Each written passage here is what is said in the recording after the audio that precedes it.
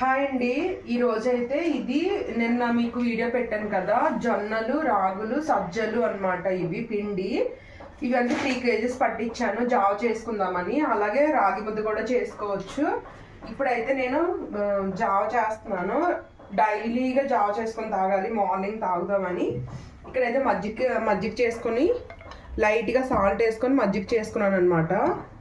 అట్లానే పిండి ఇగోండి, డైలీగా మనం రాగి అంటే 3 పిండ్లు కలిపి ఉన్నాయి. నేనైతే కొంచెం వాటర్ తీసుకొని ఒక 2 స్పూన్స్ పిండి వేసుకుంటున్నాను. రొట్టె కూడా చేసుకోవచ్చు, చాలా బాగుంటుంది. నేనైతే ఇప్పుడైతే జావ చేస్తున్నాను. చాలా హెల్దీ కదా, ఈ బ్రేక్ఫాస్ట్ కింద ఇది తీసుకుందామని చేస్తున్నాను అనమాట. ఇట్లాగా వాటర్లోని ఉండలు లేకుండా కలుపుకోవాలి.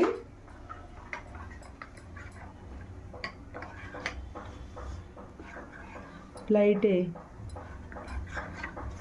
ఇట్లాగా ఉండలు లేకుండా కలుపుకోవాలి. మేమిద్దరమే కాబట్టి ఒక 2 స్పూన్స్ అయితే వేస్తున్నాను. చాలా హెల్దీ, మంచిది కూడా కదా. అట్లానే ఇక అక్కడ వాటర్ ఎసరు పెట్టుకున్నాను. ఇది చూడండి, ఎసరు అయితే మరిగింది కదా. దాంట్లోని మనం మరీ ఉప్పు ఎక్కువ వేసుకొని తాగకూడదు. కొంచెం సాల్ట్ వేస్తున్నాను. ఆల్రెడీ మజ్జిగలు వేసాను కాబట్టి కొద్ది సాల్ట్. మిలెట్స్ జావ అయితే ఉడికిపోయిందండి.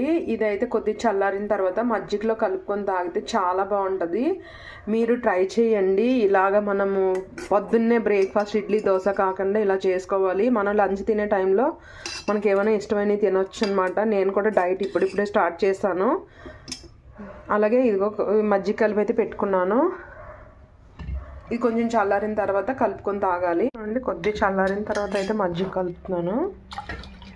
మజ్జిగ అంతా కలిపేస్తున్నాను అనమాట. బాగుంటుంది. మరీ చిక్కగా తాగినా అంత మంచిగా అనిపించదు అనమాట.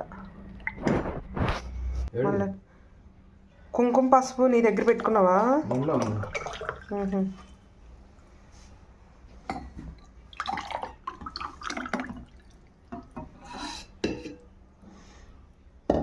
తీసుకో బాబు.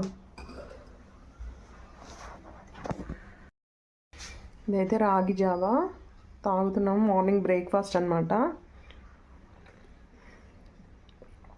చాలా బాగుంది. ఇదే హెల్దీ అనమాట. రోజు డైలీగా ఇదే తీసుకుంటాం మేము. ఇంకా